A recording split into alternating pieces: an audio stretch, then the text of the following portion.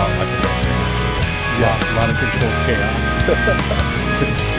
Playing by yourself and see your pants. Yeah, exactly. Just controlled chaos. That's what veterinary medicine is, controlled chaos. Yeah, seriously. Hey, everybody. It's Dr. G. I'm back again. Welcome to another episode of Irreplaceable Truths. I am here with another Dr. G. Yep, that's me. He comes from Irvine, California, Costa Mesa now. You went to Pomona Right. undergrad? Yep. You went to Midwestern in Arizona. Yeah, first graduating class. Woo woo. Ooh. Oh, wow. Yeah. That was a good one. I'm going to go in that. You're my first Midwestern vet. Great. I would love to hear that whole concept. Yeah. And you've been doing a lot of relief work now. Yeah, I'm doing pretty much only relief work at this point and loving it. That's great. Yeah. Okay, so let's go back. So Midwestern. Yeah. First class. First graduating class. Yeah. It was intense. It was really cool because we were, 105, 110 kids, students. And that was it. It was a full faculty of veterinarians, veterinary professionals, and the 110 of us. And it felt so much like a little family. And then each year we got another class, and it just got bigger and bigger and stretched more and more. And by the end of it, it was just kind of one of those things of like, I do miss like that closeness that we had at the very beginning. The intimacy of it all. Yeah. Was Tina Villaret there with you? I don't know. Dr. Tina Villaret. She was a teacher there. I don't think so. She's the new dean of the vet school that's starting in Indiana. Oh, okay. Yeah. So how was it? Where's the campus? It's in the capital of Arizona. I'm totally blanking, right? So Mesa. No.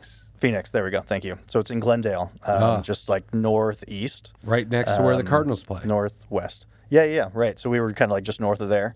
And yeah, I mean, Arizona, that was a rough place to be, especially during the summer. Do not want to be there at all. So that was kind of a hard part of being there. But then you just jump back to Southern California, which was nice. Go to the beach, hang out, get back out there. Did you ever go down to Rocky Point at all? No, I never did. Yeah.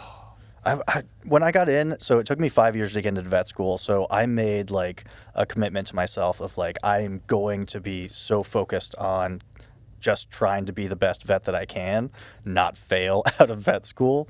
I was one of the older kids in that class. And so I just tried my best. I was in the library every single day for like 5 hours a day, just studying my butt off, trying to do the best I could.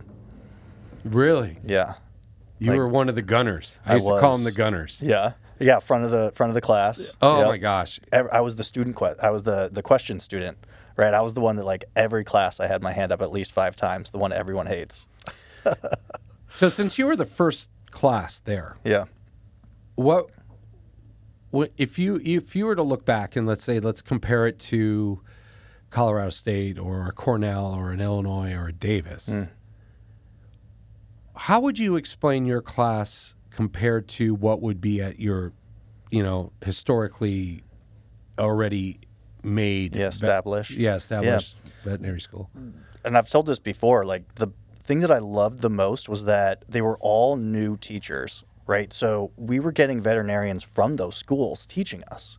So we had communication courses where we had actors coming in pretending to be clients, and that was a Cornell student veterinarian who came through and used Cornell's they're already well known and established communication courses, and that was kind of what it was that all of these veterinarians were coming in from different areas, and we got an amalgamation of all of the best parts of each school, and that was really cool. We had a mixture of problem-based learning, a mixture of in-class learning, and I really just enjoyed kind of being able to see all the different things and meet these veterinarians who were coming from those different schools and utilize the best parts of that.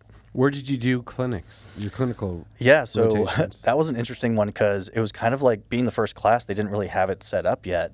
And for most of my clinics, I was just cold calling doctors and like, hey, do you have a month that I can come and follow you as a student? And, so I was down in Orange County for a few months. I was going to different hospitals. We did have a teaching hospital. It wasn't it wasn't super busy, but we had clients coming through, and because it was started the first year that we were there, by the third and a half year, we were getting enough people coming through in the Phoenix area to kind of like keep things going. So I had an emergency, I had surgery, we had all the normal stuff, large animal stuff too, because Arizona is known to have their large animal side of it. So outside of me calling and just like going and working with like random doctors, we did have a structured kind of clinical rotation. You did. Yeah. With the, you look back at that education, what were you lacking? What was I lacking? What do you wish they would have taught you in veterinary school more? I mean, the thing that like, I don't know if this is even teachable. The thing that like really got me was my first surgery on my own, standing there as the doctor. I mean, I've been in the veterinary field since I was, I think like 12. I mean, I volunteered at the shelter, like the Irvine Animal Shelter in middle school. So like from then on, I was jumping into hospitals and volunteering, and I worked at the Orange County Zoo as a relief keeper, and I ended up working with the doctor that did Santa Ana Zoo, Orange County Zoo, and so I was seeing all these things, and I thought I was going to be like a real good surgeon. One, I ended up finding out that I don't like surgeons. They're an intense group of people. And two, being the individual that's responsible for that life on that table in that moment is very terrifying. And so it really was one of those things of like, when I was going through surgeries through school, there was always another doctor. You know, there was always that professor that was right behind your back if something went wrong. And to be in that moment, that was just something that I was lacking, of like the reality of what it was actually going to be. And then also, it's just like the culture of veterinary medicine is difficult. You have to learn how to play other doctors. You have to learn how to play off of other doctors and be around other doctors, and the egos.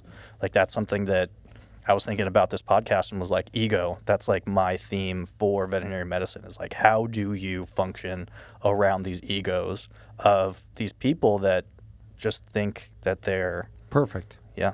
And you have to be, right? I mean, like, that's the hard part. And that was also something that I found out too, going through veterinary medicine, is like, none of us are. And we're all just bullshitting. And nobody wants to talk about that. Nobody wants to talk about the fact that, like, oh, you know, the tech comes up to you and is like, oh, what dose do you give for this pet? And I'll have doctors that that have been working for 20, 30 years just like throw out the dose. And it's like, did they even calculate it? Did they, and it's like an idea of, oh, this pet is this size. Well, it's going to be that for like Clavamox, right? And, Clavamox is easy, dude. Well, so yeah, I mean, some of them let's go a little harder. No, the thing is that I was in the profession for 32 years, and you just learn. Right. You learn. You're like, Yeah. oh, 70-pound dog, oh, that's 0.7 torb. Right. You just keep moving, and you just learn that that's like a cc per 10, a cc per 10 of cefazolin. You learn these things, and you're just like, oh, let's go with it. And that's the one thing I would teach my staff, is I always like, keep medicine simple. Right. For me, medicine was always very easy. I enjoyed surgery. Yeah. The one thing that was hardest for me to learn was the game of playing with the clients. I actually, that's the one thing that I do not have a hard time with.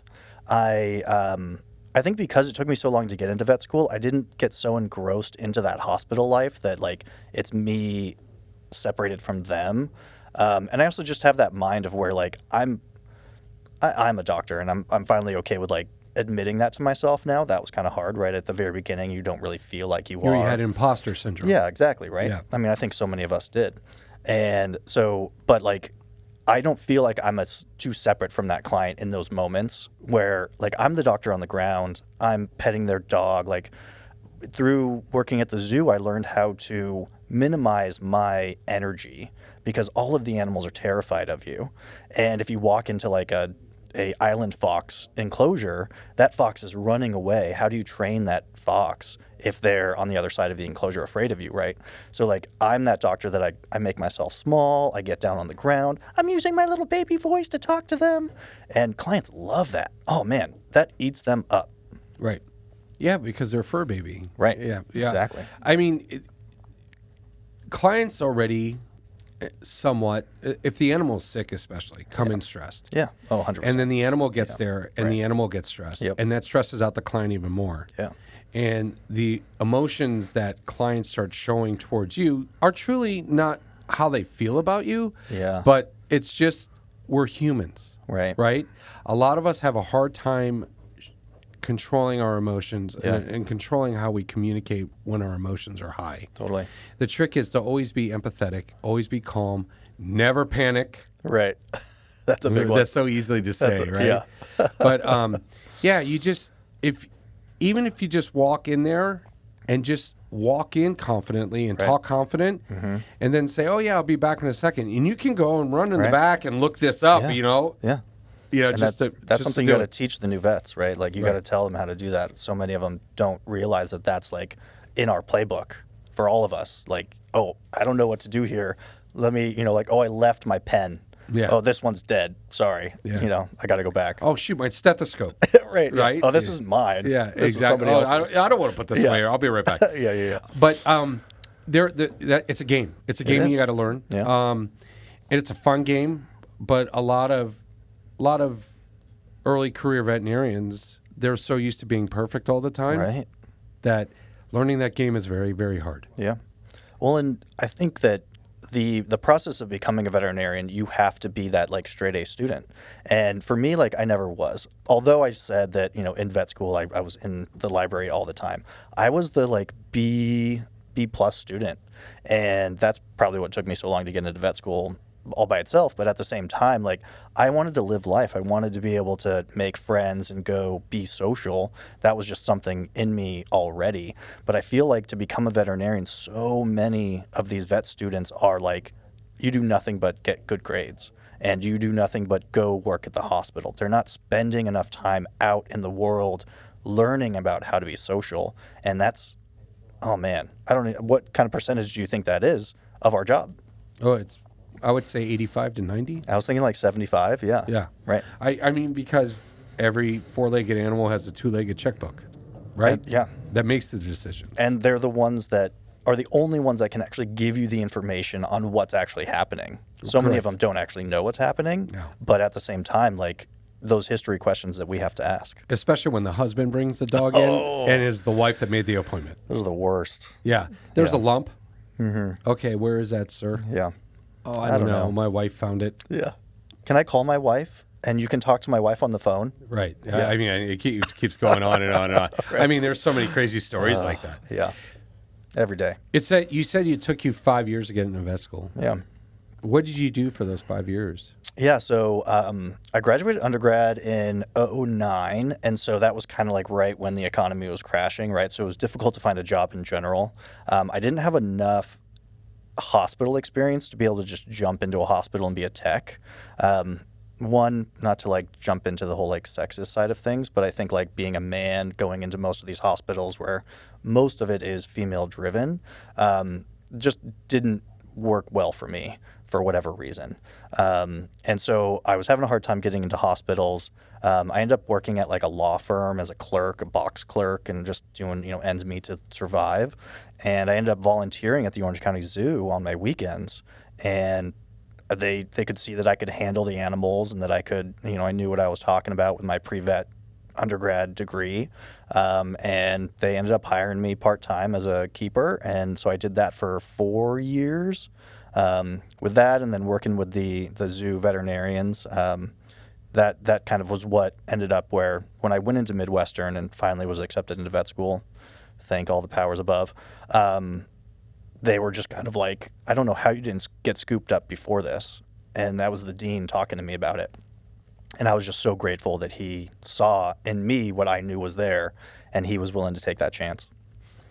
Well, it's very interesting because there you are, you worked with animals in an animal setting for many years, and it still took you 5 years to get in. I know why I didn't get in. Well, you didn't get in because they accept on IQ, not EQ. And I wasn't getting good references, is what my dean ended up telling me. Oh, really? Second year of vet school, yeah. I asked him for a reference, and he, not to like get into the bogs of this, but he was like, hey, Greg, make sure you ask for a good letter of recommendation when you're asking for a letter of recommendation. And I go like, what does that mean? He's like, I don't really want to tell you exactly what that means. So but these people you're asking from the bottom of your heart to help you out were actually bamboozling you. From what I came to find out, yeah. Yeah. Oh, see, those are the ones that deserve a glitter bomb. You ever heard of a glitter bomb? Oh man, I can never find them. Oh, really? Always, yeah. Each time I look for one. Oh, yeah. So, that's too bad. Yeah. Well, So your class at Midwestern, what do you think was the average GPA you think, in theory, should have been lower than all the other traditional vet schools that were opened up at that? Yeah, I think it was not by much, I don't think, but they knew from the beginning that they needed to get a different set of students. They couldn't just get that like ordinary veterinary student because we were the first class and we had to develop everything. I was the SGA president for the first 2 years, Student Government Association. I was class president. Like, in the end, like each of us had to be very self-motivated and be able to function without everything already being present. And so they kind of went at it selecting students that they knew were, maybe they weren't going to be the best students of all time, but were going to be hardy enough to survive. Yeah, exactly. Because you would think those higher GPAs ended up at your Texas A&M, your Cornell, your Right. Colorado State, Yeah. stuff like that. Right. Did you have an interview before you went? Yeah, definitely. I remember driving. They're optional now at Are they now? Midwestern. Yeah. Oh, interesting. Yeah. Oh, I don't know if I like that. Yeah, there's some vet schools you can get into without an interview. Oh. Yeah, I don't know if I agree with that. I think a big part of this is like one, I think that the acceptance process is a little bit skewed in the sense of like too many of us are looking for ourselves in these students and trying to find someone that matches what we think is the appropriate veterinarian. And I think I don't think that it diversifies us enough to give us. It's funny you say that because my whole dissertation is based off the attraction, selection, attrition theory. And basically, I believe, I don't have the data yet, and maybe I'll be proven wrong, but we're accepting the same type of students over and over and over again, and we're kind of just painting ourselves into a box, right? Yeah. And you're not going to get that diversification. So if you've been bitching and complaining about burnout for the last 15 years, maybe we need to look at a different type of personality or a different type of trait that might be able to have resilience when it comes to this profession. Absolutely. I think just making the whole profession acceptance off IQ, which is a huge, everyone's like, oh, it's not just IQ. A great majority it is IQ. Right. If I'm not mistaken, that's the first filter. Yeah. I mean, if you don't have a 4.0, which is IQ ideas of IQ, right? You're not even looked at. Correct. Yeah. Right. So, but I was the veterinary student that went by the equation C equals DVM. Yeah. In the end, that's what it is. It is. And you never just know. got to pass. You got to be a doctor. Right. You just got to pass that NAVLE. Yeah. So another argument I have is I think it drives me crazy that students are being accepted into veterinary school with no hours, previous experience, only 100 hours required. But you have 100? 100. Dang, I had like 10,000. Exactly. Yeah. But that's my whole thing. You had 10,000 and you had difficulty getting in. Right. If you have 10,000 hours at the same place, maybe you could look at those letters of recommendation and go, why didn't they fire this guy if he was so bad? Right. You would think so, right? Right? Yeah. But that's the problem is they're not looking at having someone having a realistic career preview, looking into, hey, this really is the profession for me. Yeah. I will have, the other independent variable, I'm looking at a few, but another thing I'm looking at is professional identity. My values match what is required to be a successful veterinarian. Yeah. Right? Work-life balance, if that's your highest value, this might not be the profession for you. I don't 100% agree with that because I think in some cases, like what I'm doing, I am able to find that. But I hear what you're saying. I understand that. But the problem is that the whole profession, I think, at least here in Southern California, is being driven by relief. Yeah. I mean, I think that, and I think there's in other states or other cities and things too, right? 100%. What about veterinarians that are doing relief work 4 months, 5 months out of school as their job? Man. That's scary. That's so many of my days, I'm the only veterinarian in that hospital. And there's no way I knew what I was doing well enough that early on to be able to run a hospital. I mean, I didn't even know how to do CPR right back then, you know? So, like, when you get an actual emergency case through... 0.1 per 10. There you go. There was the epinephrine dose, atropine dose. Sorry. There you go. Okay. Yeah. Staying alive. Yeah, exactly. Just stick with that. Exactly. Yeah. But, you said, how do they have those doses? I could still tell you. Yeah, totally. Yeah. But yeah, I mean, like, I remember freezing up at the beginning when, hit by cars would come in, the staff being like, what do we do, doctor? What do we do? Don't panic. Right. Take a breath. I mean, I ended up making little booklets. So I have like an address book that has all my drugs in it. So that's all the doses that I like. And then I have a little journal that is all of the diseases that are complicated or, you can't find easily, and all the little notes that I have of like what I like and what I don't like and all the things. And so, on the front page of that is my emergency sheet of like, take a breath, A, B, C, D, just hook them up, take a breath and hook them up. What about Veterinary Information Network? Oh, I use that all the time. I am on that every Vin is day. a huge resource. Yeah, every day. And if for early career professionals, if they're at a practice that won't pay for a Vin subscription, number one, maybe you should look somewhere else. But number two, pay for it yourself. Right. Oh, it's so valuable. I mean, I look on there at least every week on just like the 3D anatomy, just to like refresh, right? Like all the different muscles and everything. Don't cut it. That's everyone's like, what muscle is that? I don't know. Yeah. I just don't touch it. try to dissect around it. Yeah, don't touch that one. I mean, seriously. I mean, the biggest thing I remember, like linea alba, because that's used all the time. Right. And the one that really was fun was the Margot plicatus. Huh, interesting. The Margot plicatus, you remember what that was? I don't actually, yeah. That's the separation between the acidic and non-acidic part of the stomach. Oh, nice. The glandular and non-glandular stomach. Okay. I just like the name Margot plicatus. I thought that was pretty cool. Yeah. So when it comes to relief work, what can you tell these early career vets that are jumping into it too soon? Yeah, I mean, I think, like, it took me, I was doing relief. I started probably relief at like a year and a half, where I was going to like Banfields and just kind of doing wellness things like on one of my days off, because I was working 4 days a week, and one of the days I'd, pick up another shift or something like that. But I think like it really comes down to, if you are working at a hospital right out of vet school and you have other doctors around, when you are the only doctor there, how does that make you feel? If you are nervous to be the only doctor there, do not get into relief medicine yet, because you will be the only doctor at most of these hospitals. And the one thing I like having another doctor there. I was great. doing it for 25 years. I always wanted a doctor with me, because you never know when that afternoon that looks dead, right, all of a sudden turns into pio, bloat.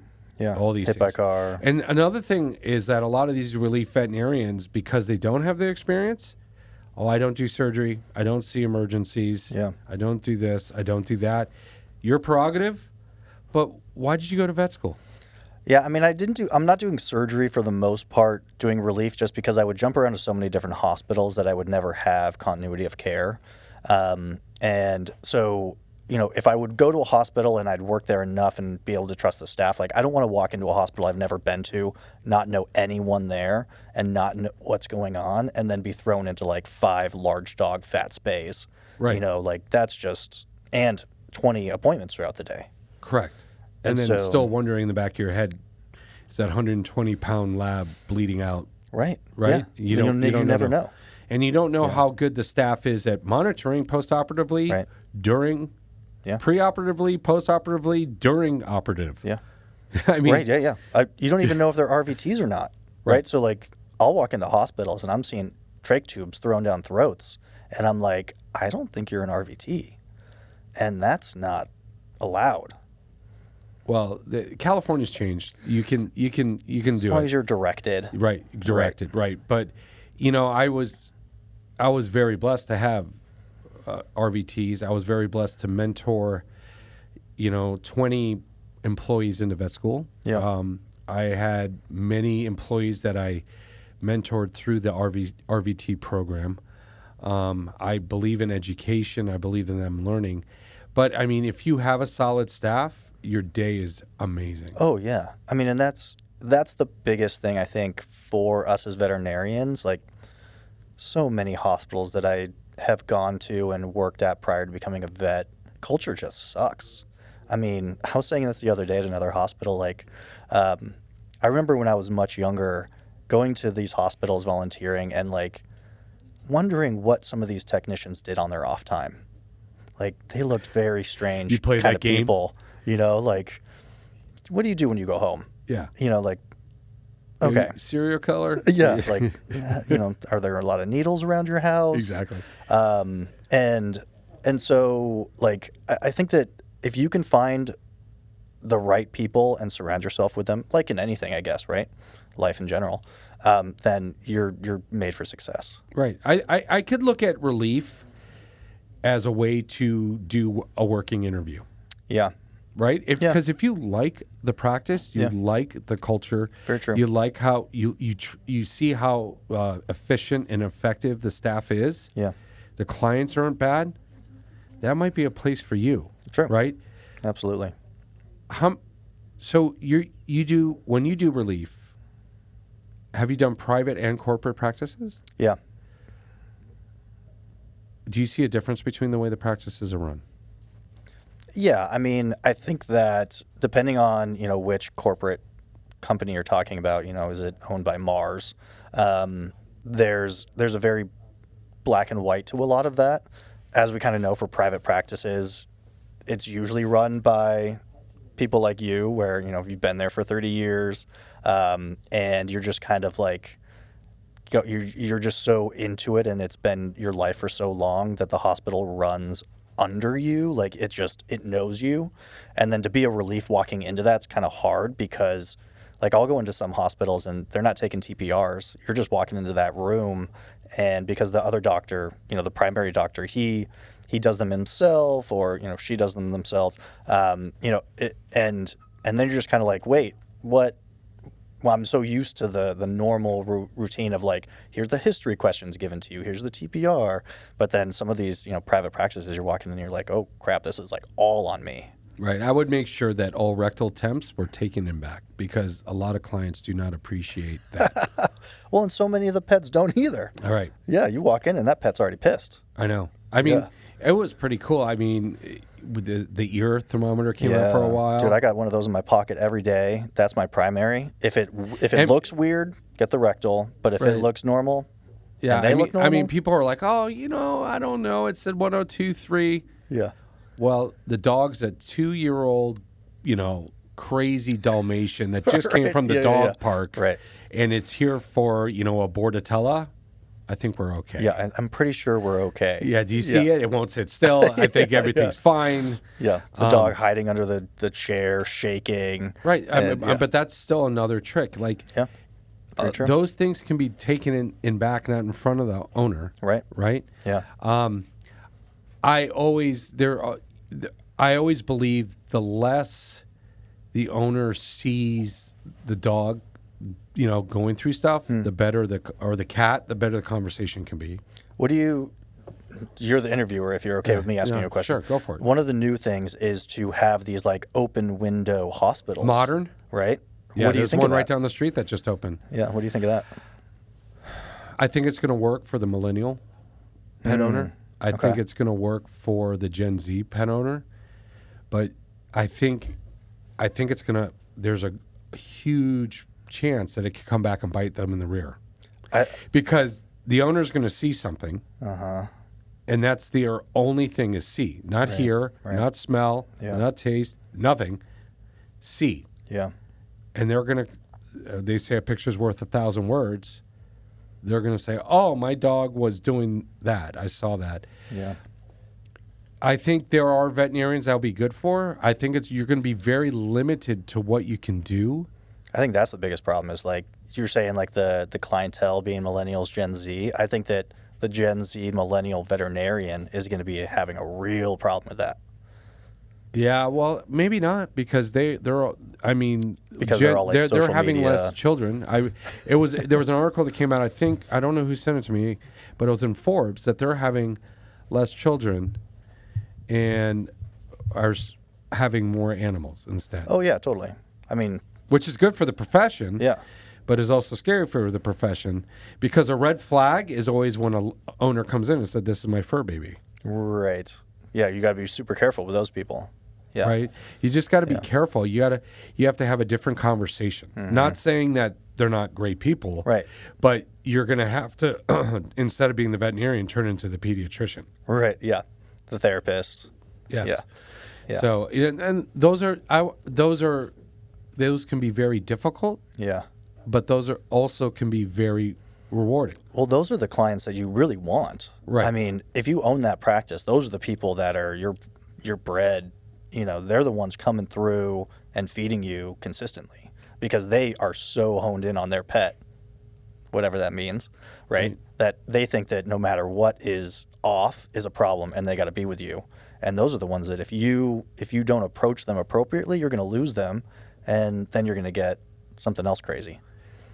What about when you graduated? Did you work private practice first? No, I went straight into a corporate. It was too tempting. You know, it was the money. The opportunities. I mean, so like, you know, the whole story of that is like I get hired on. They fly me out from Arizona. I ended up kind of like working both sides of the Mars options, and ended up picking the VCA side over the Banfield side. But they treated me like, you know, a king. They flew me out. They put me up in hotels. They got me a car. They were taking me out to lunch and dinner. And so that was nice. That what I'm finding now is these private practices just don't have the means to do those kind of things, right? And so I ended up going with VCA. You mean they don't have the $500 billion checkbook? Right. Yeah, exactly. I mean, and you can't really expect them to either, right? But what ended up happening was that when I got hired on, a doctor left. And then when that doctor left, another doctor left. So I was told I was going to get mentored.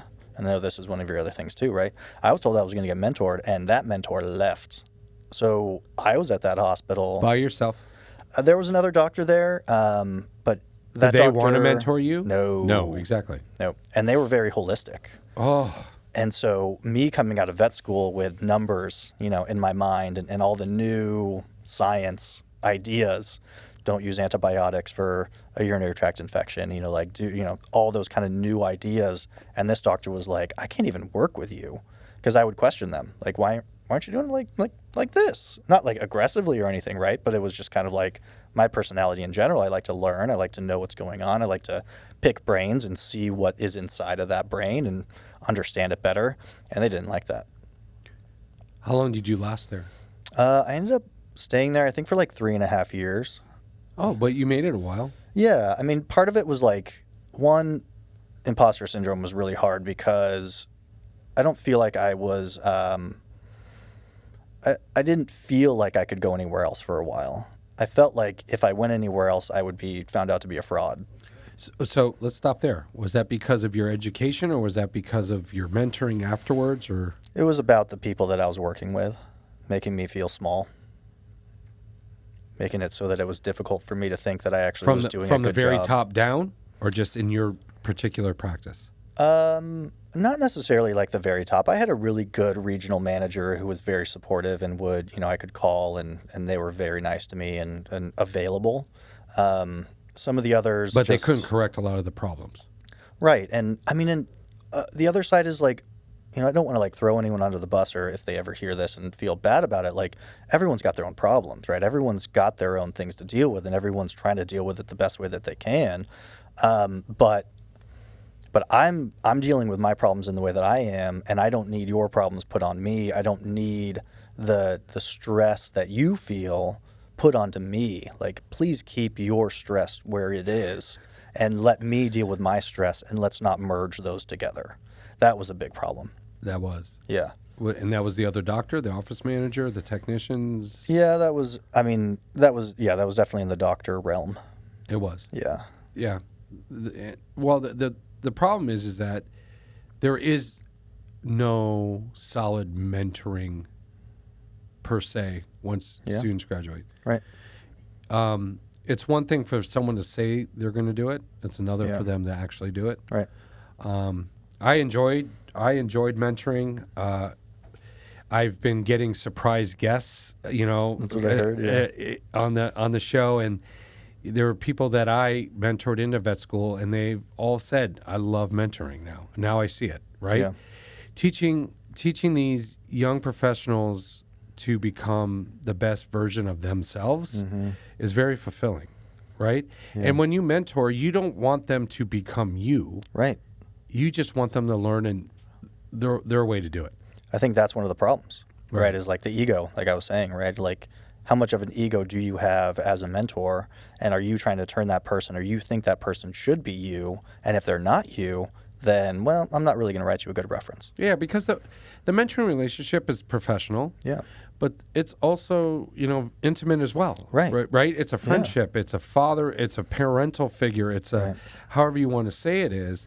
And it needs to be a good mesh. But you, as the mentee, you have to be able to take feedback and not take it personally. Right. Because if there is a feedback that's given to you, it's for your betterment. Right. Right? Yeah. And you just be like, oh, shoot, I didn't even realize I was doing that. Or, oh, yeah, that's a great idea. Like, don't be argumentative, because that's going to kill the mentor relationship Right. immediately. Sure. So, Yeah. now you finished VCA. Yeah. And And I you're just jumped straight into relief.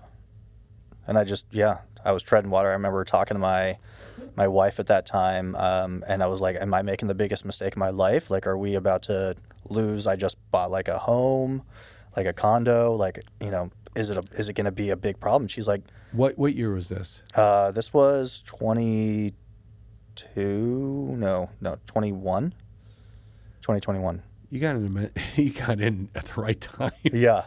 Yeah. Because that's when the whole profession basically just, at least here in Southern California, in my opinion, blew up. Yeah. As far as there are no doctors I know. that want to work full-time, part-time. Clients tell me that every day. Every day that I work, they're like, "Oh, how are you going to be here? I love you. Are you going to be here?" And I'm like, "I'm sorry, I jump around." Well, where can I find you? And then I'm like, I can't really tell you that, because then the hospital I'm working at's not going to be happy about that. Right. Yeah. Do you try to keep your hospitals within a certain location? Yeah. Right now, I'm only working like probably 15-mile distances. I used to go out to like LA, and this was before I had my son. And now it's like, I need to be home. I need to make sure that my wife has support, that I spend time with my son before he goes to bed. Like the last thing I want is to be able to come home and he's already asleep, kind of thing. So I'm 8 to 5. And are there any stipulations? In what way? What do you, but like when you're like, yeah, I'll come in relief, but. Oh yeah, I've got a 5-page contract that they've got to sign, and if they don't, I'm not going to work there. It stipulates, what they need to do, what I will do. I've got, if they make me work overtime, they're paying me 150% of that hour. I've got, if I'm sick, they can't retaliate against me for calling in sick. You have to have a certain number of technicians available to me at all times. I think that's a big piece of that question of like, what advice do you have for veterinarians jumping into relief? Be very careful with what contracts you believe these companies provide, because they don't. They really don't. When I would work for these companies that were doing relief and I would have problems, I would call them and I was like, I need paperwork. You need to show me the contract that this hospital signed to work for your company, to be a part of this group. And they're like, oh yeah, we don't have that. And I'm like, what holds them to stick to what they have said on the website? Right. Nothing. So what am I holding to? Yeah, well, on the website too, it's I wish on the websites that they have for these relief veterinarians, they'll be a little more specific as far as like Privately owned, corporately owned. Yeah. Well, obviously, it's like Banfield here, Banfield here, Right. VCA. Yeah. Okay, Yeah. But if they're like Silent Creek, Right. where they just bought out, is Yeah, it privately owned? Mm-hmm. Like, so you got to do a little. What I've done is you got to do a little bit of deep dive. And I hate to admit this, but you go on Google review, Yelp review. Yeah. Oh, I do that too. Yeah, because they could say, New hospitals. ever since this doctor left and this doctor left, okay, so they're losing doctors. Yeah. There's a good chance there's something going down. Do you want to be part of that culture? Well, and I also, for the ones that I do my own contract with, I increase my rate. So I go on, I check their Yelp, and if they've got bad Yelp reviews, then I'm like, ooh, okay, I'll work for you if you pay me this amount. So I almost kind of like weed them out a little bit in the sense of like, I'm going to increase that rate. And if you don't like that rate, then you're not going to take me on. And that's fine. But if you want to take me on, then okay. How do you calculate your weight? Being on these other relief websites, I've been able to kind of identify what is expected. I also know that those websites take on, a certain percentage for themselves. And so when I see, do you want to know some like real numbers? No, let's just say you find a shift for $1,000 on a website. Yeah. How do those numbers break down? So on that website, I get $1,000 because when I take that shift, that's the price that yours. I get. Yeah. Right. But then that hospital is probably paying $200 to the website for that shift. So that's $1,200. Right. So that shift is then $1,200 in reality.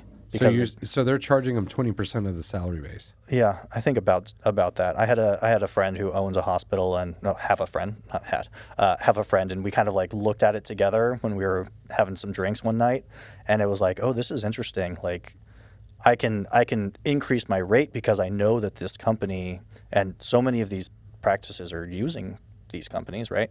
And so it's like, okay, if I can just cut them just under what they would have to pay, then we're solid. Yeah, so like basically, it's $1,200 to go if you want to go through that company. Right. But for me, it's $1,150. Exactly. Right. See, that was the cool thing when corporates started buying everywhere because it was the easiest way to figure out your pricing. Yeah. You just go 25% underneath your competitor, and you got it. Right. You're still going to be doing just fine. Yeah. Because you don't have the same overhead. No. Yeah. You're not paying 5 CEOs or whatever it is. Right. My wife's still working, and they've had 5 fee increases this year. In the last 12 months. Yeah. When I work at these corporations, every quarter. 5 in a year, right? Or you just said in the last couple of months? No, in the last year. 12 okay. months. Yeah. 5 fee increases. Right. Every quarter. Right. Every quarter. My wife's like, urine culture is $297. I'm like, what? Yeah. Urine culture is $297. When I owned it, I would do the urine culture add-on, and then I'd do the 2.5 times whatever the add-on price was. Right. And everyone used to yell at me, "Oh, you're giving away money. You're Right. giving it away." Well, you know what? I was still able to diagnose and treat and have great client relationships. The cost of care is ridiculous right now. Astronomical right now. Yeah. I was reading on Vin, and Mexico has put out a law trying to have more public veterinary hospitals. And they broke down how much the exam fee was versus the private Mexican hospitals and the public Mexican hospitals. It's like $2 an exam fee for a public and $10 an exam fee for a private. And it's like mind-blowing. Obviously, it's Mexico versus the United States, right? But like these people are just as intelligent as we are, and they're getting pittance for what they're doing.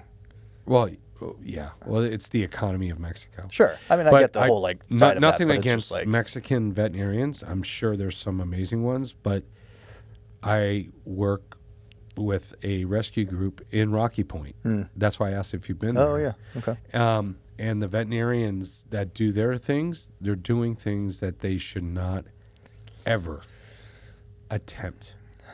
You could say that about some of the U.S. vets. But if they would if a U.S. veterinarian would have attempted some of the things I've seen, Sure. they would have lost their license immediately. Yeah. Yeah. And it's crazy too, because when you look at some of these clinics, I remember the regional manager telling me, "Oh, we we just hired this new vet and he's just amazing. And I'm like, okay, why is he amazing?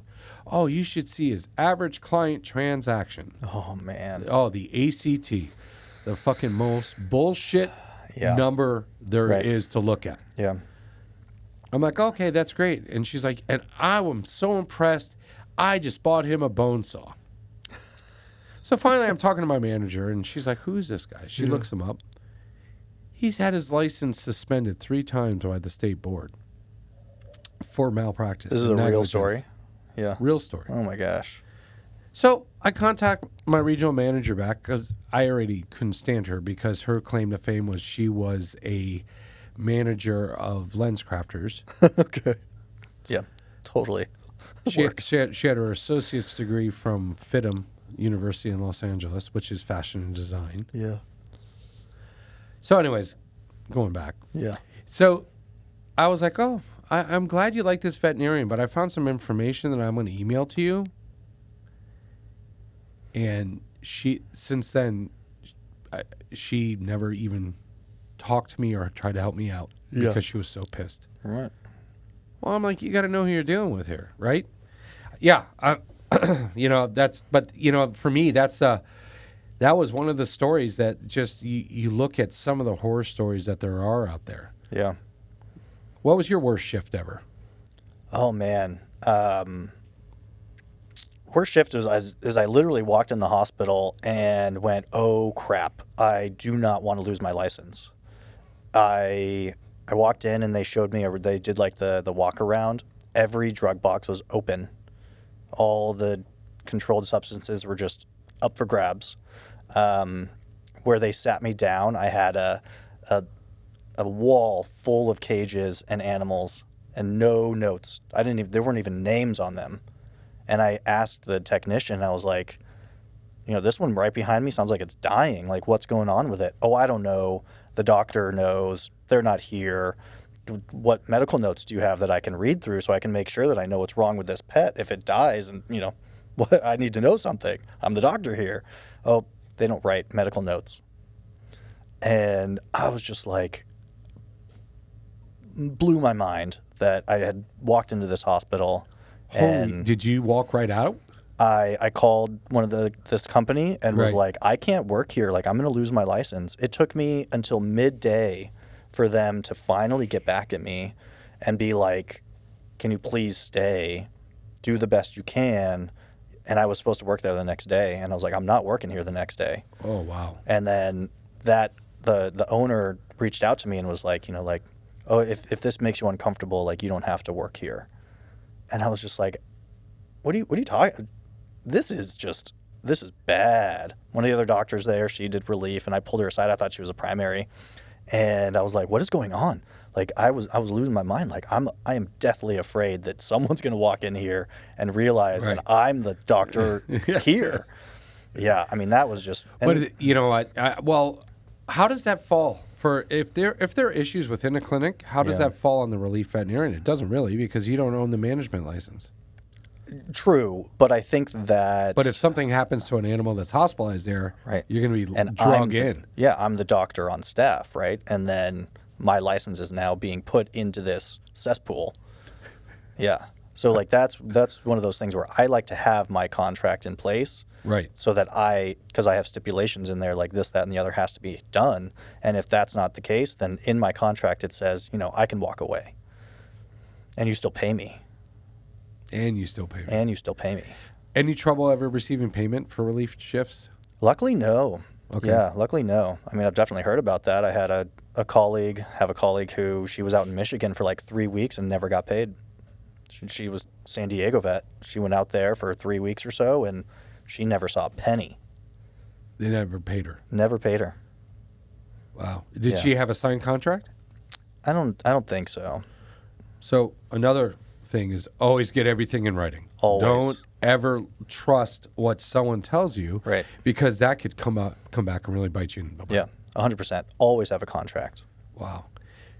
Do you ever see yourself going back into private practice?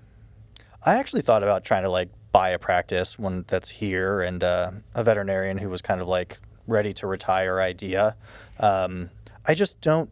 at this point in my life, I don't want to commit that much of my time. That's like a 7-day, 24-hour job, to like go start a practice or even take on someone else's practice, deal with the staff, correct things that should be corrected.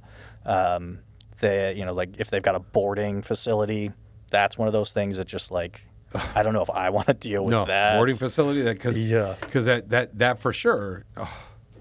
I mean, both of my practices had boarding facilities. Yeah. And I remember my very first day in Laguna. I walked through the door. It was the day after 4th of July, and my facilities manager grabs me, and he goes, "There was a problem with this dog, and it was a Doberman, and it was bloating." Oh God! I mean, I was on the job for 5 minutes, right? And I was already in a bloat surgery. Yeah, I mean, and that's boarding. Like people board at veterinary hospitals thinking that it's like the safest thing, right? But things still happen. Oh well, yeah. Right? Whose fault is it? No one's. Nobody's. And most of these places don't have 24-hour staff. No. Is there a video camera there? Like, no. No. It's there's a lot of shady stuff that does go on. And I'm hoping this profession does get turned around, because I think there is so much beauty in owning your own practice. There's so much, you build it. But, if they do what you want to do, which is you're starting your own relief veterinary corporation, that's your baby that you're going to grow. Right. I mean, and I've been contacted by other relief companies that they are veterinarians who are running their company and are hiring other veterinarians onto their company to be that veterinarian for those hospitals and provide relief, right? And so I think that that's a really interesting process. I mean, this one company who contacted me, I'm like, "Hey man, I this is my region. You're trying to come into my region. We're going to have to play ball here." And it kind of put some stops to it. But yeah, I mean, I think that something that's really underutilized is the at-home veterinarian. That like, the house call. Yeah. Right. That like, I mean, there's definitely, they have them around, right? But I've always questioned that. I'm like, how do you, if you're going to do a house call veterinary practice, God bless you. But in Southern California, how are you going to do that? Yeah, I mean, it's difficult to get around. Yeah, exactly. 4 miles could take you 4.5 hours. Right. But I think that that's one of those things where the demand, if the demand is enough and certain individuals believe so, then you get paid more, right? And then you only see like 5 clients a day. But if each of your exams is $300, you're getting through. Yeah, but most of the at-home veterinarians I've met here in Southern California, or at least in our area, kind of whack. Whack. Yeah, I mean, like they do horrible medicine. They're running through their like 1960s Winnebago or something, right? Where it's like, no, they have their vans are pretty cool and decked out. I've been seeing some, like, yeah. I mean, some of them are. I agree with you. I mean, you pick up a dog. Are you going to spay it there in the truck? Right. Where are you going to do X-rays? Right. What if something goes wrong on the truck? I mean, but so I think the like key there is to have a home-based hospital, and then you have these veterinarians in the neighborhood going out to people's homes. Truthfully, I think that like 80% of our job is looking at the animal and hearing the history, and almost 80% of that I can get to a good idea of exactly what's going on. And although I need to touch your pet and have a physical exam and develop that VPCR, most of my cases I can walk in and within like 5 minutes I already have a real good idea of what I need to do, and I can treat your pet. But you didn't have that immediately coming out of vet school. Oh God, no. Right. Yeah. It took time. Oh yeah, 100%. I mean, that's the hours and the hours and the hours that we spend, and all the animals that you see, and then you develop an idea of like, okay, here's the top 5 problems that most of us are going to see, right? Right. Ears, skin, eyes, vomiting, diarrhea. And your first 3 are usually interrelated. Right. Yeah. And if you kind of understand the primary causes of these things, then there's only a handful of drugs that you actually need to know. Right. And try those things, and then you tell the client, which I do this all the time, I'm going to hit the top 3 reasons why I think this is here. If you're not going to do the diagnostics, which a lot of times they don't, we're going to hit the top 3 reasons why But make sure you write down in the chart that the client refused diagnostics. Right. Oh, 100%. All the time. Write your notes all the time. Write your notes. That is 100%. Yeah, you have to. And always dictate, well, what happened. Absolutely. And then I tell them, like, okay, I'm going to send your, you don't want to do x-rays, you don't want to do blood work.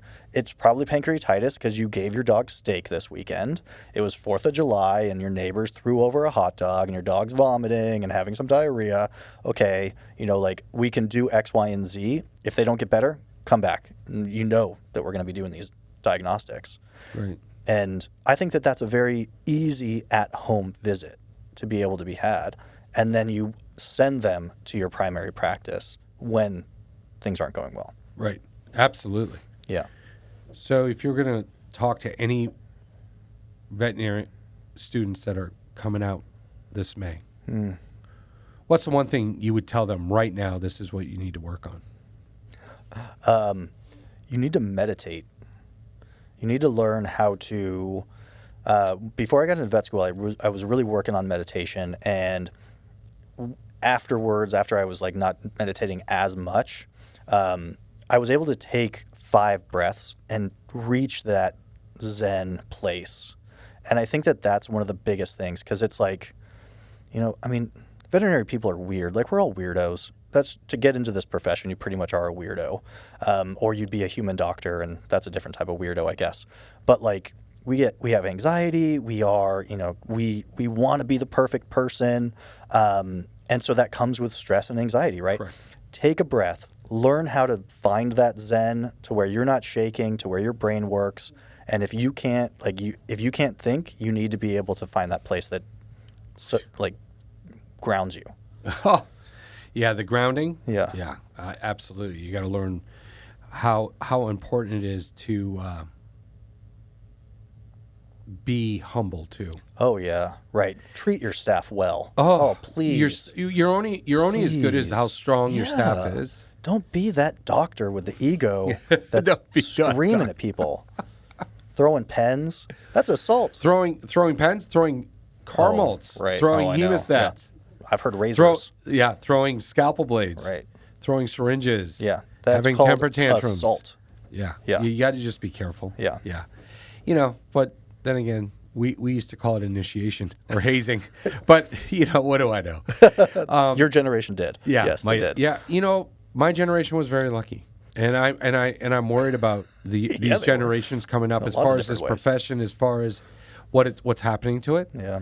I'm hoping that we can make some definite changes. And if anyone wants to talk to you about setting up the relief idea, Yeah. how do they contact you? Yeah, I'm on Instagram, so Dr. Gastrine is very searchable on Instagram. I've got little videos that I'm trying to educate my clients about different diseases and things like that. So that's an easy way to get a hold of me. Sounds great. Yeah.